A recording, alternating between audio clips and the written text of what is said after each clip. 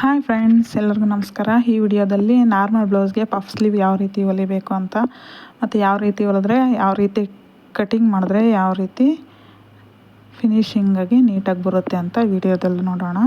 ಹಾಗಿದ್ರೆ ಬನ್ನಿ, ವಿಡಿಯೋ ಎಲ್ಲಿ ಸ್ಕಿಪ್ ಮಾಡಿದೆ ಫುಲ್ ನೋಡಿ, ಆಗಲೇ ನಿಮಗೆ ಕ್ಲಿಯರಾಗಿ ಅರ್ಥ ಆಗುತ್ತೆ ಎಷ್ಟು ತಗೋಬೇಕು ಏನು ಅಂತ. ಆಗಲೇ ಈ ಥರ ನಿಮಗೆ ನಾರ್ಮಲ್ ಬ್ಲೌಸ್ಗೆ ಪಫ್ ಹೈಲೈಟಾಗಿ ಗೊತ್ತಾಗುತ್ತೆ. ಈ ಬ್ಲೌಸಿಗೆ ಪಫ್ಫೇ ಹೈಲೈಟು. ಹಾಗಿದ್ರೆ ಬನ್ನಿ ಫುಲ್ ವಿಡಿಯೋ ನೋಡೋಣ. ಹಾಯ್ ಫ್ರೆಂಡ್ಸ್, ಎಲ್ರಿಗೂ ನಮಸ್ಕಾರ. Welcome to my channel Mamata fashions. ಬನ್ನಿ ಹಾಗಾದರೆ ಇವಾಗ ನೋಡಿ, ನಾರ್ಮಲಾಗಿ ಬ್ಲೌಸ್ ಪೀಸ್ ತಗೊಂಡು ನಾವು ಯಾವ ರೀತಿ ಹಾಕ್ಕೋಬೇಕು ಅಂದರೆ, ಪೀಸು ಬಂದಾಗ ಇದು 4 ಫೋಲ್ಡ್ ಮಾಡಿರ್ತೀವಲ್ಲ, ಅದು ಫೋಲ್ಡು ನೀಟಾಗಿ ಓಪನ್ ಇರೋ ಪ್ಲೇಸ್ ಅಲ್ವಾ, ನಾರ್ಮಲ್ ಇರೋದು ಓಪನ್ ಇರೋದಲ್ಲ. ನೋಡಿ, ಜಾಯಿಂಟ್ ಪೀಸ್ ಬರುತ್ತಲ್ವ, ಅದು ನಮ್ಮ ಕಡೆ ಬರೋ ಥರ ಹಾಕ್ಕೋಬೇಕು. ಅದು ಹಾಕ್ಕೊಂಡ್ಮೇಲೆ ನಾನು ಯಾವಾಗಲೂ ಮಾಡೋ ಥರನೇ ನಿಮಗೆ ತೋರಿಸ್ತಾ ಇದ್ದೀನಿ. ಬೇರೆ ಏನೂ ಕನ್ಫ್ಯೂಷನ್ ಇಲ್ಲ. 4 ಲೇಯರು ಫ್ರಂಟು ಮತ್ತು ಬ್ಯಾಕು ಎರಡೂ ಸೈಡ್ಗೂ ಒಂದೇ ಸಲ ಪೀಸು, ಒಂದೇ ಸಲ ಕಟ್ಟಿಂಗ್ ಹಾಕ್ಕೊಂಡು, ನಾವು ಲೆಂತ್ ಎಷ್ಟು ಬೇಕು ವೆಯ್ಟ್ ಎಷ್ಟು ಬೇಕು ಅಂತ ಕಟ್ಟಿಂಗ್ ಮಾಡಿಕೊಂಡು ಒಂದೇ ಸಲ ಬ್ಯಾಕು ಮತ್ತು ಫ್ರಂಟು ಒಂದೇ ಸಲ ಕಟ್ಟಿಂಗ್ ಮಾಡೋದು. ನೋಡಿ, ಇದು ಎಕ್ಸ್ಟ್ರಾ ತಗೊಂಡು ಎಷ್ಟು ಬೇಕೋ ಅಷ್ಟು ಮಾರ್ಕ್ ಮಾಡ್ಕೊಂಡಾದ್ಮೇಲೆ ಎಕ್ಸ್ಟ್ರಾ ಕಟ್ ಮಾಡ್ತಾಯಿದ್ದೀನಿ. ಈಗ ಕ್ರಾಸ್ ಬೆಲ್ಟು 4 ಮತ್ತು ಫ್ರಂಟ್ ಡಾಟ್ಸ್ ಹತ್ರ ಬಂದು 3 ನೋಡಿ, 4 ಫ್ರಂಟಲ್ಲಿ ಮಾತ್ರ 4 ತಗೋಬೇಕು. ಮತ್ತು ಶೋಲ್ಡರ್ ಬಂದು 5.5, ನೆಕ್ ಬಂದು 2.5. ಇದೆಲ್ಲ ನೀಟಾಗಿ ಒಂದು ಸಲ ಹೇಳ್ತೀನಿ. ಇದು ಮತ್ತು ನೆಕ್ಕು ಕೆಳಗಡೆ ಬಂದು ಅಂದರೆ ಡೌನಲ್ಲಿ ವಿಡ್ತು 3 ತೊಗೊಂಡಿದ್ದೀನಿ. ಸ್ವಲ್ಪ ಮೇಲೆ 2.5 ಮತ್ತು ಕೆಳಗಡೆ ಅದು ಕ್ರಾಸ್ ಬಂದು 1 ಇಂಚಿಗೆ. ಇದು ಸ್ವಲ್ಪ ಡೀಪ್ ಬೇಕು ಅನ್ನೋರಿಗೆ ಈ ಥರ ಮಾಡಬೇಕು. ಮೇಲೆ 2.5 ತಗೊಳ್ಳೋದು ಯಾಕೆಂದರೆ ಶೋಲ್ಡರ್ ಜಾರ್ದಿದ್ದಂಗೆ. ಬ್ಲೌಸು ಇಲ್ಲಿ ಡೌನಲ್ಲಿ 3 ತಗೊಳ್ಳೋದು ಯಾಕೆಂದರೆ ಸ್ವಲ್ಪ ಡೀಪು ವಿಡ್ತು ಚೆನ್ನಾಗಿ ಬರಲಿ ಅಂತ. ಸ್ವಲ್ಪ ಬ್ರಾಡಾಗಿ ತಗೊಂಡ್ರೆ ರೌಂಡ್ ನೀಟಾಗಿ ಬರುತ್ತೆ ಅಂತ. ಮತ್ತು ಅದೇ ರೀತಿ ನೋಡಿ, ಇದು ಹಾರ್ಮೋಲು ಅಂದರೆ ಹಾರ್ಮೋಲ್ ಪಾಯಿಂಟು ಎಷ್ಟು ಬೇಕು ಅಂತ. ಇದು ಈ ಬ್ಲೌಸಿಗೆ ಇದು 5.5 ಮತ್ತು ಇದಕ್ಕೆ ವಿಡ್ತು ಬಂದು 9. ಇದು 32 ಸೈಜ್ ಬ್ಲೌಸು, 9 ವಿಡ್ತು. ಇದು ಬಂದು ಬಾಟಮಲ್ಲಿ 8 ತಗೋಬೇಕು. 8 ಅದಕ್ಕೆ ಪ್ಲಸ್ 1 ಇಂಚು ಎಕ್ಸ್ಟ್ರಾ ತೊಗೊಂಡೆ, 2 ಇಂಚ್ ಎಕ್ಸ್ಟ್ರಾ. 1 ಇಂಚ್ ಎಕ್ಸ್ಟ್ರಾ ಯಾಕೆ ಅಂದರೆ ಬ್ಯಾಕ್ ಸೈಡಲ್ಲಿ ಡಾಟ್ ಬರುತ್ತಲ್ವ, ಆ ಡಾಟ್ಗೋಸ್ಕರ. 9 ಇದೆಲ್ಲ ಹಾಫ್ ತಗೊಂಡ್ರೆ 4.5 ಬರುತ್ತಲ್ಲ, ಅದಕ್ಕೆ 1.5 ಇಂಚ್ ಎಕ್ಸ್ಟ್ರಾ ಅಂದರೆ ಆ್ಯಡ್ ಮಾಡಿದ್ರೆ ಅದು ಎಷ್ಟು ಬರುತ್ತೆ ಅಂದರೆ ಅದು ಅಷ್ಟು ಆರ್ಮೋಲ್ ಡೌನ್ಗೆ ನಾವು ತಗೋಬೇಕು. ಇದು 5.5 ಬರುತ್ತೆ ನೀಟಾಗಿ. ಮತ್ತು ಕ್ರಾಸಲ್ಲಿ 1 ಇಂಚು ಮತ್ತು 1.5ಗೆ ಮಾರ್ಕ್ ಮಾಡಿಕೊಂಡು ನೀಟಾಗಿ ತಗೋಬೇಕು. ಇದು 3 ಅಂದರೆ 32 ಸೈಜ್ ಬ್ಲೌಸ್ ಹಾಕಿರೋದ್ರಿಂದ ಇದು ಎಕ್ಸ್ಟ್ರಾ ಕಟಿಂಗ್ ಏನು ಬೇಕಾಗಿಲ್ಲ. ನಾರ್ಮಲ್ 1.5 ಮತ್ತು 1 ಇಂಚಿಗೆ ಹಾಕ್ಕೊಂಡು ಅದು ಮಾರ್ಕ್ ಹಾಕ್ಕೊಂಡ್ರೆ ಸಾಕು. ಈಗ ನೋಡಿ, ಕ್ರಾಸ್ ಬೆಲ್ಟ್ ಎಲ್ಲ ಕಟ್ ಮಾಡಿದ್ದಾದಮೇಲೆ ನೆಕ್ ಪಾಯಿಂಟ್ ಆದಮೇಲೆ ಮತ್ತು ಇದು ಜಾಯಿನ್ ಕಟ್ ಮಾಡಿಕೊಂಡು ನೀಟಾಗಿ ಇದು ಬಂದು ಕಂಕ್ಳ ಅಂದರೆ ಸ್ಲೀವ್ ಜಾಯಿನ್ ಮಾಡೋ ಭಾಗ ಅಂತ. ಇದು ನೋಡಿ, ಫ್ರಂಟ್ ನಾವು ಶೇಪ್ ತೊಗೊಂಡಿರ್ತೀವಲ್ಲ, ಆ ಶೇಪ್ ಕಟ್ ಮಾಡ್ಕೋಬೇಕು. Shape cut. ಇದು ಬ್ಯಾಕಿಗೆ 9.5 ವಿಡ್ತು, ನಾರ್ಮಲಿ 3 ಇಂಚಸ್ಸು. ಮೇಲೆ ಬಂದು 2.5, ಡೌನ್ ಬಂದು 9.5. ಇದು ವಿಡ್ತು ಡೌನಲ್ಲಿ ಬಂದು 3 ಇಂಚಸ್ಸು. ಅದು ಮಾಡಿ ಫ್ರಂಟು ಮತ್ತು ಬ್ಯಾಕು ಎರಡೂ ಸೈಡು ನೆಕ್ ರೆಡಿ ಆಗಿದೆ. ನೋಡಿ, ಫ್ರಂಟು ಇದು ಶೇಪು ಹಾಕಿರ್ತೀವಲ್ಲ, ಆ ಶೇಪ್ಗೆ ಇದು ಡೌನು 1 ಪಾಯಿಂಟ್ ತಗೋಬೇಕು. ಯಾಕೆಂದರೆ ಶೋಲ್ಡರ್ ಡ್ರಾಪ್ ಆಗ್ತಿದ್ದಂಗೆ ಇದು ಸ್ಮಾಲ್ ಸೈಜ್ ಬ್ಲೌಸ್ ಆಗಿರೋದ್ರಿಂದ ಡ್ರಾಪ್ ಔಟ್ ಆಗೋ ಚಾನ್ಸಸ್ ಇರುತ್ತೆ ಬ್ರಾಡ್ ನೆಕ್ ತಗೊಂಡಾಗ. ಅದಕ್ಕೋಸ್ಕರ 1 ಪಾಯಿಂಟ್ ಅಷ್ಟು ಅದು ಎಕ್ಸ್ಟ್ರಾ ತಗೋಬೇಕು. ಈಗ ಬಂದು ಸ್ಲೀವು. ಈಗ ಮೈನ್ ಇರೋದೇ ಸ್ಲೀವು. ಪಫ್ ಸ್ಲೀವ್ ಈ ಬ್ಲೌಸಲ್ಲಿ ಮೈನ್ ಹೈಲೈಟ್ ಆಗಿರೋದೇ ಸ್ಲೀವ್ ಆಗಿರೋದ್ರಿಂದ ಸ್ಲೀವ್ಗೆ ಈಗ ಎಷ್ಟು ತಗೋಬೇಕು ಏನಂತ ನೋಡಿ. ವಿಡ್ತು 9.5. ಇದಕ್ಕೆ ಪಫ್ ಸ್ಲೀವ್ ಎಲ್ಲ ಅಗಲ ಜಾಸ್ತಿ ಬೇಕೇನೋ ಅಂತ ಏನೂ ಇಲ್ಲ.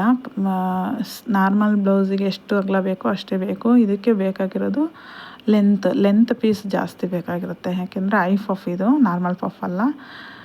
ಐ ಪಫ್ ಆಗಿರೋದ್ರಿಂದ ನಮಗೆ ಕ್ಲಾತ್ ಲೆಂತ್ ಜಾಸ್ತಿ ಬೇಕಾಗುತ್ತೆ.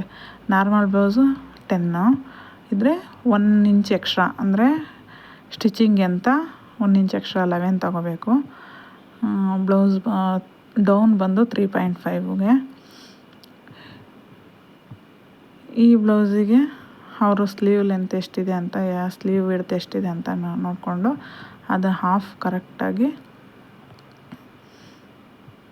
ಮಾರ್ಕ್ ಮಾಡ್ಕೋಬೇಕು. ಹಾಫ್ ಕರೆಕ್ಟಾಗಿ ಮಾರ್ಕ್ ಮಾಡಿದ್ದಾದಮೇಲೆ ಸ್ಲೀವ್ ಲೆಂತ್ ಕರೆಕ್ಟಾಗಿದೆಯಾ ಇಲ್ವಾ ಅಂತ ಒಂದು ಸಲ ಚೆಕ್ ಮಾಡ್ಕೊಂಡಾದಮೇಲೆ ನೋಡಿ, ಇದು ಕರೆಕ್ಟಾಗಿ ಹಾಫು ಎಷ್ಟಿದೆ 7.5 6 ಇಲ್ಲ 5 ಎಷ್ಟಾದರೂ ಬರಲಿ, ಡೌನಲ್ಲಿ 5.5 ಅಲ್ಲಿಂದ ಅಲ್ಲಿಗೆ ಒಂದು ಮಾರ್ಕ್ ಮಾಡ್ಕೋಬೇಕು. ಅಂದರೆ ಡೌನು ಎಕ್ಸ್ಟ್ರಾ ಇಲ್ಲ, ಅದು ನಾರ್ಮಲ್ ಬ್ಲೌಸಿಗೆ ಎಷ್ಟು ಬೇಕೋ ಅಂತ ಅಷ್ಟೇ ತೊಗೊಂಡಿದ್ದೀವಿ.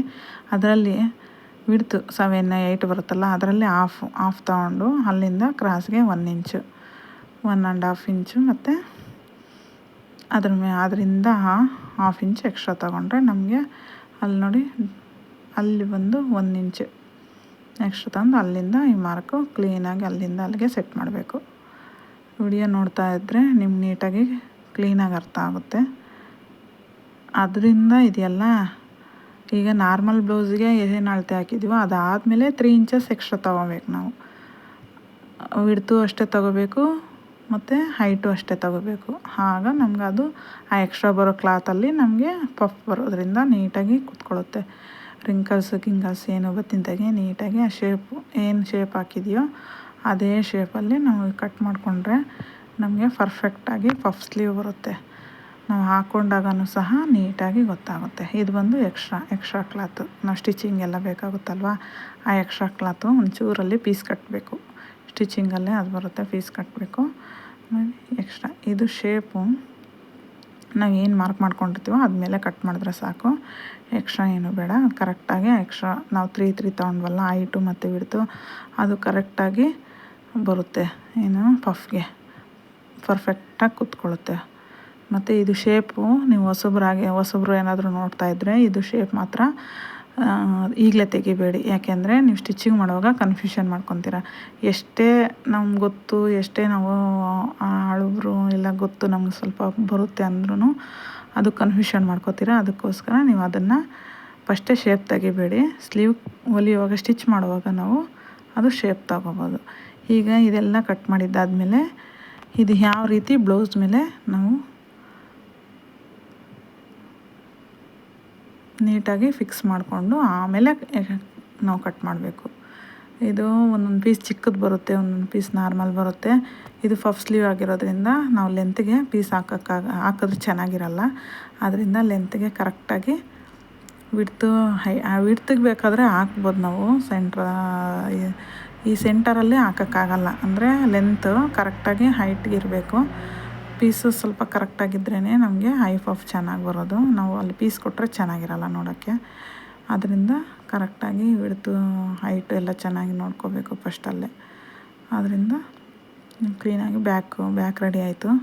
ಎಕ್ಸ್ಟ್ರಾ ಪೀಸ್ ಕಟ್ ಮಾಡಿಕೊಂಡು ಸೈಡ್ಗೆ ಇಟ್ಟಾದಮೇಲೆ ನೋಡಿ, ಎಕ್ಸ್ಟ್ರಾ ಇದು ಬ್ಯಾಕ್ ರೆಡಿ ಆಗಿದೆ. ಈಗ ಸ್ಲೀವ್ ಪೀಸ್ ನಾವು ಲೈನಿಂಗ್ಗೆ ಸ್ವಲ್ಪ ಪೀಸ್ ಅಟ್ಯಾಚ್ ಮಾಡಬೇಕು. ಅದರಿಂದ ನೋಡಿಕೊಂಡು ಸ್ವಲ್ಪ ಎಕ್ಸ್ಟ್ರಾನೇ ಕಟ್ ಮಾಡ್ಕೋಬೇಕು. ಇದು ಲೆಂತ್ ಮಾತ್ರ ಸ್ವಲ್ಪ ಎಕ್ಸ್ಟ್ರಾ ಕ್ಲಾತ್ ಬಿಟ್ಕೊಂಡು ನಾವು ಏನಿದ್ರೆ ಅದಕ್ಕೆ ನೀಟಾಗಿ ಕಟ್ ಮಾಡ್ಕೊಂಡು ಹೋಗಬೇಕು. ಯಾವತ್ತೇ ಆಗಲಿ ಸ್ವಲ್ಪ ಎಕ್ಸ್ಟ್ರಾ ಕ್ಲಾತೇ ಕಟ್ ಮಾಡಿ. ಯಾಕೆಂದರೆ ನಾವು ಸ್ಟಿಚ್ ಮಾಡಿದ್ಮೇಲೆ, ಫಿಟ್ಟಿಂಗ್ ಮಾಡಿದ್ಮೇಲೆ ಅದು ನೀಟಾಗಿ ನಾವು ಕಟ್ ಮಾಡ್ಕೋಬೋದು. ಅದರಿಂದ ಒಂದು ಸ್ವಲ್ಪ ಫಿಟ್ಟಿಂಗ್ ಮಾಡೋ ಟೈಮಲ್ಲಿ ಪೀಸು ಆ ಕಡೆ ಈ ಕಡೆ ಜರುಗ್ಬೋದು. ಅದರಿಂದ ಒಂದು ಸ್ವಲ್ಪ ಎಕ್ಸ್ಟ್ರಾನೇ ಕಟ್ ಮಾಡ್ಕೊಂಡಿರಿ, ಹೋಗೋದೇನಿಲ್ಲ. ಯಾರೇ ಆಗಲಿ ಹೊಸಬ್ರು ಏನಾದರೂ ನೋಡ್ತಾಯಿದ್ರೆ ಒಂದು ಕಮೆಂಟ್ ಹಾಕಿ. ನಿಮ್ಗೆ ಏನು ಅನಿಸಿದೆಯೋ ಅದು ಒಂದು ಅಭಿಪ್ರಾಯ, ನಿಮ್ಮ ಅಭಿಪ್ರಾಯ ಏನು ಅನಿಸಿದೆಯೋ ಅದು ನಿಮ್ಮ ಕಾಮೆಂಟ್ ರೂಪದಲ್ಲಿ ನಮ್ಗೆ ತಿಳಿಸಿ. ಮತ್ತು ಇದು ಫ್ರಂಟ್ ಭಾಗನೂ ನೀಟಾಗಿ ಅಷ್ಟೇ ಕ್ರಾಸ್ ಬೆಲ್ಟು ಫ್ರಂಟ್ ಭಾಗ ಎರಡೂ ತಗೋಬೋದು. ಇದು ಫ್ರಂಟ್ ನೀಟಾಗಿ ಯಾವುದಕ್ಕೂ ಅಷ್ಟೇ, ಅಂದರೆ ಲೈನಿಂಗ್ ಎಷ್ಟಿದೆಯೋ ಅಷ್ಟೇ ಕಟ್ ಮಾಡ್ಕೋಬೇಡಿ, ಸ್ವಲ್ಪ ಎಕ್ಸ್ಟ್ರಾ ಕಟ್ ಮಾಡ್ಕೊಂಡಿರಿ. ಯಾಕೆಂದರೆ ನಿಮಗೆ ಹೊಲಿಯೋವಾಗ ಸ್ಟಿಚಿಂಗಲ್ಲಿ ಅನುಭವ ಆಗುತ್ತೆ. ಇದು ನಾವು ಎಷ್ಟೇ ಕಟ್ ಮಾಡಿದ್ರೂ ಒಂದೊಂದು ಸಲ ಸ್ವಲ್ಪ ಮಿಸ್ಟೇಕ್ ಆಗ್ಬೋದು.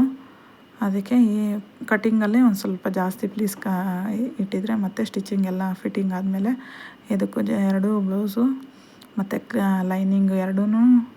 ಲೈನಿಂಗು ಕ್ಲಾತ್ ಎರಡು ಫಿಟ್ಟಿಂಗ್ ಮಾಡಿದ್ಮೇಲೆ ಎಕ್ಸ್ಟ್ರಾ ಪೀಸ್ ಕಟ್ ಮಾಡ್ಬೋದು. ಹಾಯ್ ಫ್ರೆಂಡ್ಸ್, ಎಲ್ರಿಗೂ ಈ ವಿಡಿಯೋ ಇಷ್ಟ ಆಗಿದ್ರೆ ಒಂದು ಸಬ್ಸ್ಕ್ರೈಬ್ ಮಾಡಿ, ಒಂದು ಕಾಮೆಂಟ್ ಮಾಡಿ, ಒಂದು ಲೈಕ್ ಮಾಡಿ. ಇದೇ ರೀತಿ ಮುಂದಿನ ವಿಡಿಯೋದಲ್ಲಿ ಸಿಗೋಣ friends. Thank you so much.